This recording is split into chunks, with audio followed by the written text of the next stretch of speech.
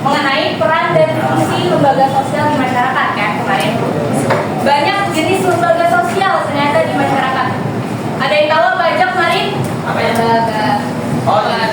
Lembaga keluarga,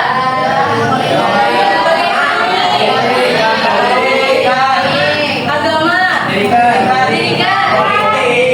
Udah dicatat. Udah semua berarti yang disebut.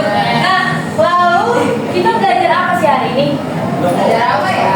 Nah, kita hari ini bakal menggali lebih dalam lagi nih tentang lembaga sosial secara sosiologisnya gitu.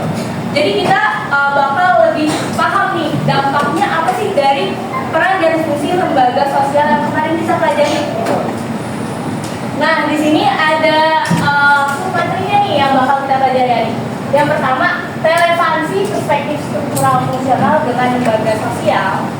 Yang kedua, ada keseimbangan dan ketertiban sosial. Dan yang ketiga, ada lembaga sosial sebagai pengendali sosial. Yang keempat, ada disfungsi lembaga sosial. Dan terakhir, ada bentuk adaptasinya terhadap disfungsi dari lembaga sosial. Mungkin kalian bakal masih abstrak nih pemikirannya kalau melihat apa yang bakal kita pelajari ini. Jadi mohon disimak baik-baik, oke? Oke.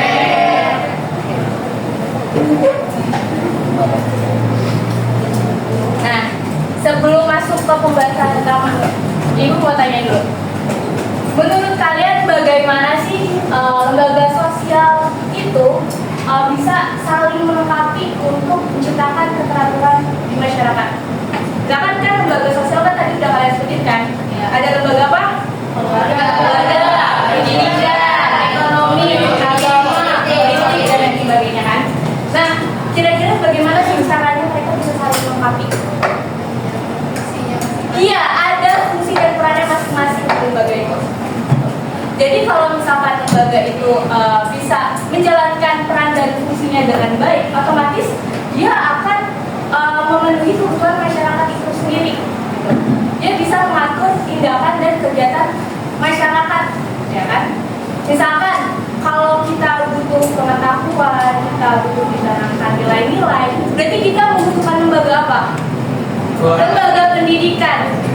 Kalau kita pengen memenuhi kebutuhan hidup, kita harus bertahan hidup, mencari nafkah. Berarti kita iya, lembaga ekonomi. Berarti harus ada peran dan fungsinya kan di masyarakat. Itu caranya mereka lembaga sosial bisa saling melengkapi. Paham ya sampai sini? Ada yang mau ditanya? Oke, berarti kita masuk ke materinya ya. Jadi apa sih perspektif struktural fungsional? Kenapa tiba-tiba kita bahas perspektif sosiologi lagi? Kira-kira apa? Kira-kira kenapa? Fungsional itu kan yang memberikan kayak arti dari suatu struktur ini kan, struktur sosial. Betul. Lembaga sosial itu kan salah satu dari struktur sosial tersebut. Iya. Ada kaitannya sama struktural fungsional yang berbeda. Iya betul. Jadi perspektif struktural fungsional ini erat banget kaitannya dengan lembaga sosial. Bagaimana peran dan fungsinya itu bisa dijalankan di masyarakat itu karena bisa dijelaskan dengan perspektif sosiologi ini, gitu ya. Jadi apa sih perspektif struktural fungsional? Tadi Gani udah mention sedikit, udah recall kembali materi sebelumnya yang pernah kita pelajari. Jadi intinya perspektif sosiologi struktural fungsional itu memandang masyarakat kita itu sebagai suatu sistem. Kita masyarakat nih, masyarakat yang terdiri dari sistem, ya kan? Ada sistem yang tersusun atas bagian yang saling terhubung, yang saling bekerja sama, gitu, yang saling bergantungan untuk menciptakan suatu keteraturan, gitu. Tadi udah disebut juga ya, siapa tokoh pencetusnya? Emil Durkheim, yang mengatakan bahwa setiap lembaga sosial di masyarakat itu punya peran dan fungsinya masing-masing. Mereka punya fungsi yang berbeda. Yang penting untuk menjaga keteraturan, gitu, menjaga stabilitas di masyarakat kita. Durkheim juga menambahkan nih, kalau misalnya keteraturan yang ada di masyarakat itu bisa dipahami nih sama kita lewat solidaritas sosial. Ada konsep baru di sini, solidaritas sosial, yang bisa dipahami lewat dua bentuk. Yang pertama, solidaritas mekanik. Yang kedua, solidaritas organik. Jadi solidaritas mekanik itu gimana caranya masyarakat menjaga keteraturan, khususnya untuk masyarakat tradisional. Masyarakat tradisional itu masyarakat yang punya banyak kesamaan. Misalnya kelompok bertani, masyarakat kelompok tani. Mereka punya kesamaan kan? Kesamaan pekerjaan, kesamaan nilai gitu, kesamaan pengalaman hidup karena berada di wilayah yang sama gitu. Itu masyarakat tradisional. Itu solidaritas mekanik. Tapi kalau solidaritas organik itu kebalikannya. Dia menjaga keteraturan sosial khususnya di masyarakat modern, masyarakat kita sekarang ini. Kenapa begitu? Karena di solidaritas organik ini mereka di kelompok heterogen. Kelompok heterogen itu kelompok yang beragam. Kalian beragam kan? Yeah. Kalian berbeda ras, suku, terus kalau di solidaritas organik ini itu dia punya peran dan fungsi yang berbeda masyarakat itu. Misalnya masyarakat yang bekerja di kantoran, perusahaan, mereka punya pembagian tugasnya masing-masing. Makanya ada yang disebut kalau solidaritas organik itu spesialisasi kerja, paham? Jadi kalau solidaritas mekanik itu di masyarakat apa? Tradisional.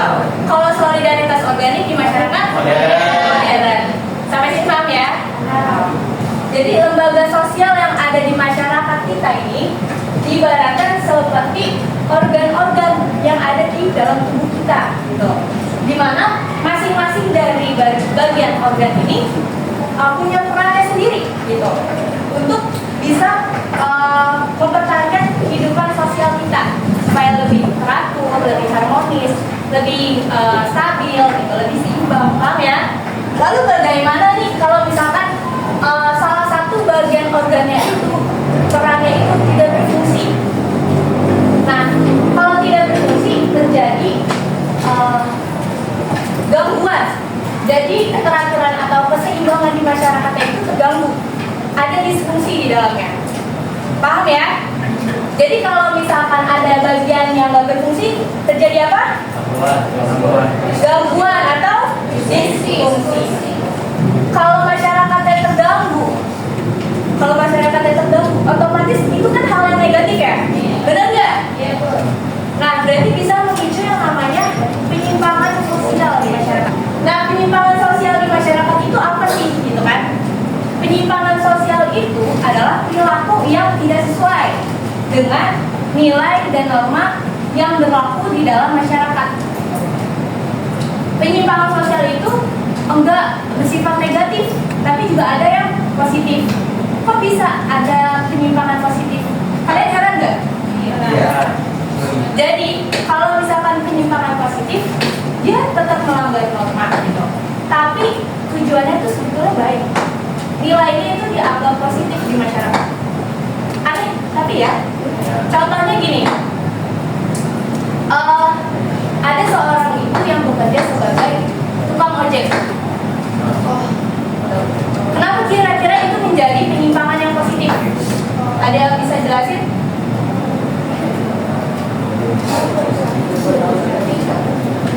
Betul, dia nggak umum di masyarakat ya. Dia bukan menjadi kelaziman di masyarakat. Jadi kalau misalkan di masa yang sekarang gitu, mungkin itu hal yang wajar karena ibu itu bisa membantu ekonomi keluarga. Tapi kalau di norma tradisional, kebiasaan lama kita, ibu itu hanya mengurus rumah tangga, urusan domestik aja. Jadi itu bisa menjadi penyimpangan yang positif kalau dikaitkan dengan norma tradisional, norma lama gitu. Paham ya?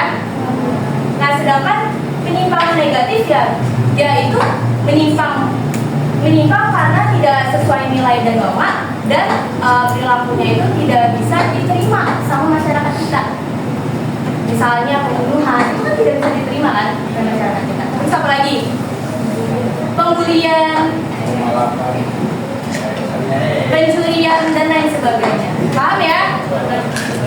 Gimana sih kok bisa ada faktor penyebabnya? Apa yang menjadi penyebab dari penyimpangan sosial di masyarakat?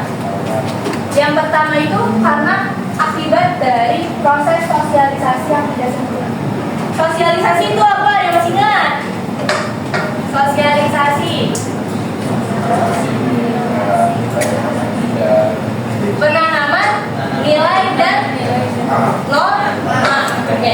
Jadi ketika proses sosialisasi itu tidak sempurna, maka akan berdampak tuh ke masyarakat itu sendiri. Misalnya gini, keluarga itu kan punya fungsi sosialisasinya. Orang tua itu harus mendidik anaknya kan. Ketika orang tua itu lalai, tidak bertugas mendidik anaknya, apa yang terjadi pada anak itu? Anaknya bisa berperilaku menyimpang pada akhirnya. Itu akibat dari proses sosialisasi yang tidak sempurna. Anaknya mungkin jadi tidak mengenal sopan santun, tidak bisa berguna bagi masyarakat, gitu, dan sebagainya. Tidak disiplin, paham ya? Itu akibat dari proses sosialisasi yang tidak sempurna. Lalu yang kedua, hasil dari proses sosialisasi sebagai subkebudayaan yang menyimpang. Maksudnya gimana ya? Jadi subkebudayaan itu, misalkan, yang dari bukan. Jadi subkebudayaan, misalkan ada budaya dominan ya. Budaya dominannya itu kita punya nilai-nilai disiplin, nilai-nilai moral tinggi, gitu. Tapi somehow ada norma yang menyimpang di dalamnya. Dia itu yang melanggar nilai norma budaya dominan itu. Misalnya muncul geng penjahat di dalamnya, gitu. Itu kan menyimpang kan? Itu hasil dari proses sosialisasi itu. Iya, dia bertentangan dengan norma yang dominan. Yang ketiga, sebagai hasil proses belajar yang menyimpang. Jadi penyimpangan itu bisa terjadi dengan proses belajar. Kalian bisa belajar dari orang yang berperilaku menyimpang. Ya. Kalau misalkan gini, kalian tadinya jadi siswa teladan. Tiba-tiba kalian berteman dengan siswa yang suka merokok, suka apalagi suka terlambat, dan kalian mempelajari hal itu.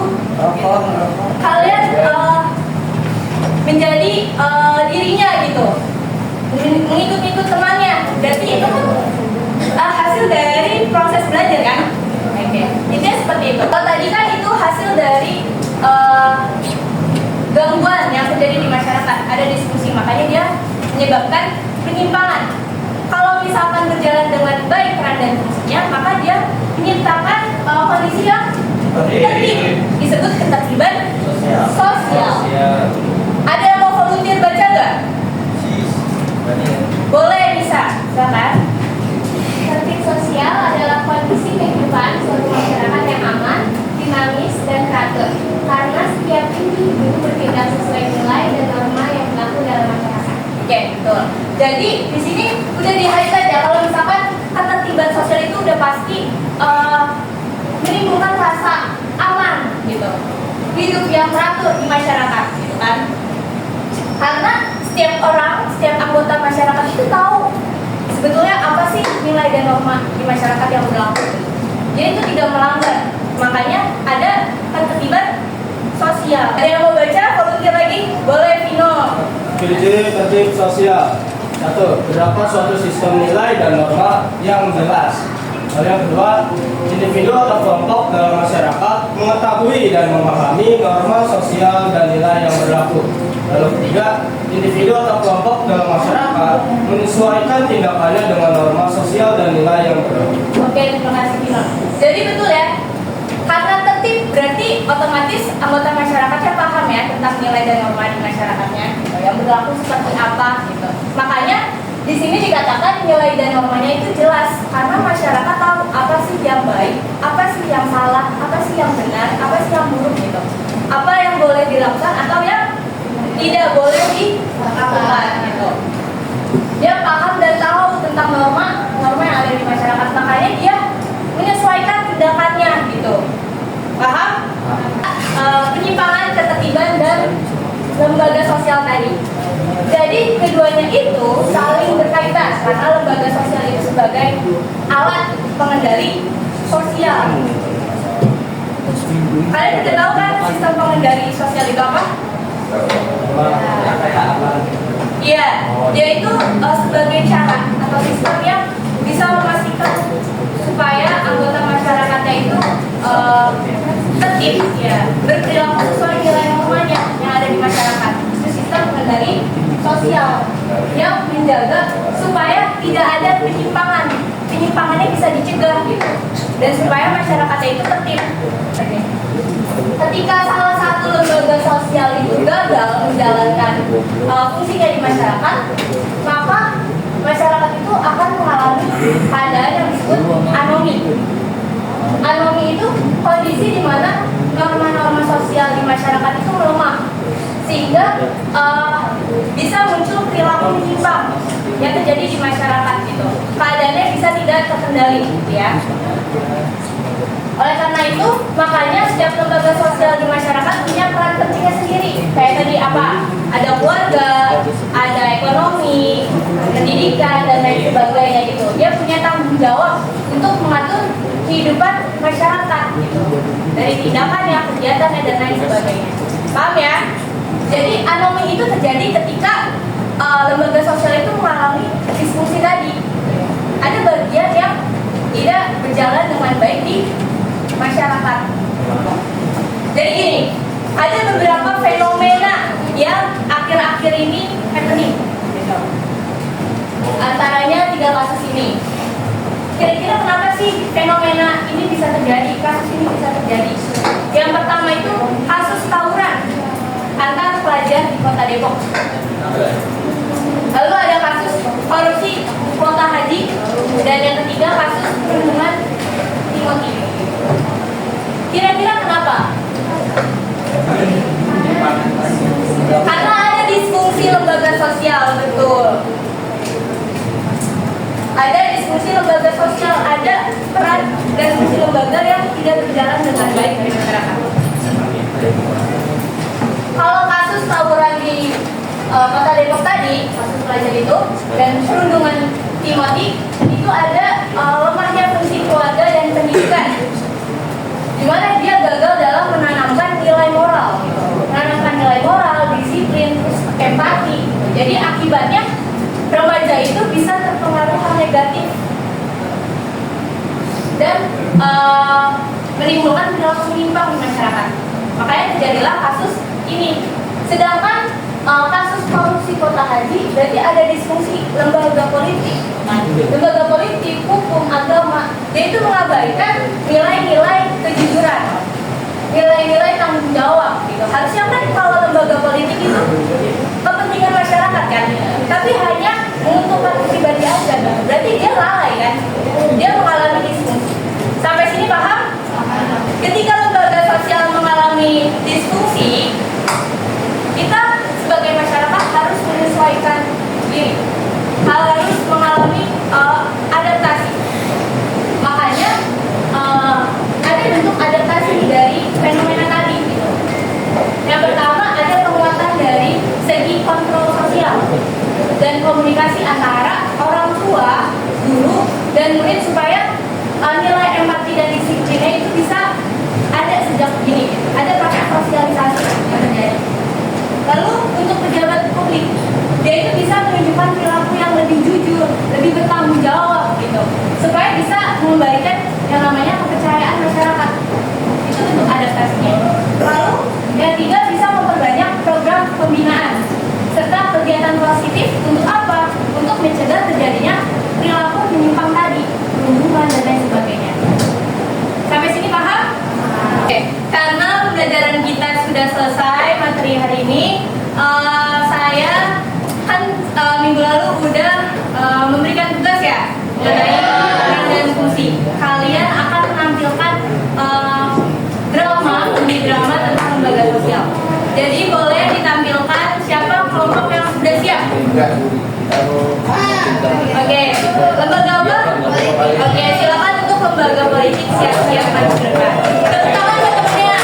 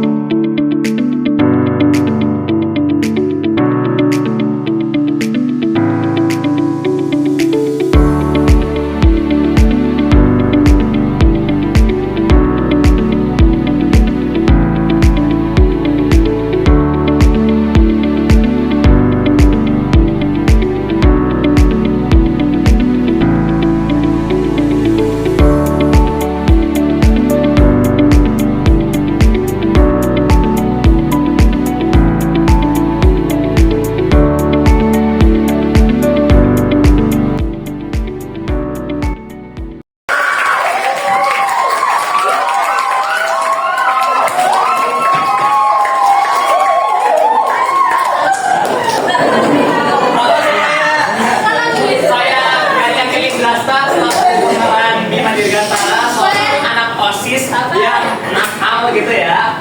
Dia sebenarnya nakal juga loh guys, kayak gue doang. Oke, halo semuanya, aku Teddy Berhatian selaku Karin Putri Nayara sebagai OSIS yang gagal saat jadi mantannya karena ketahuan.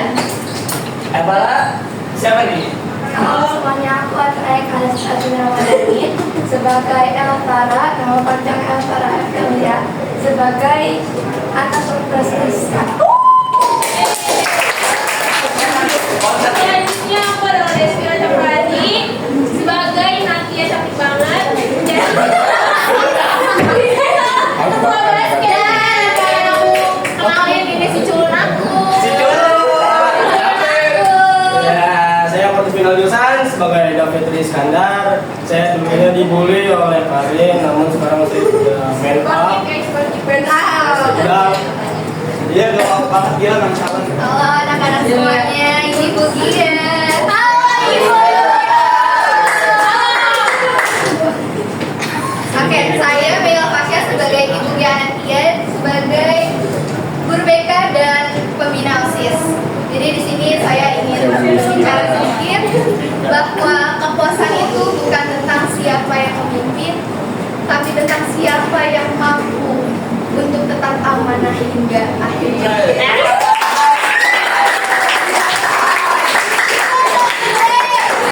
Yang terakhir ada pameran kebanggaan gue. Orang paling normal di drama ini. Jadi nama aku Humaira Amira Rangkuti sebagai Sena aja di sini. Sekian, terima kasih. Kami pamit undur diri. Oke, terima kasih buat lembaga politik yang udah tampil ke depan. Mini drama yang sangat bagus, saya akui kalian udah effort banget untuk tampil hari ini. Tepuk tangan dong.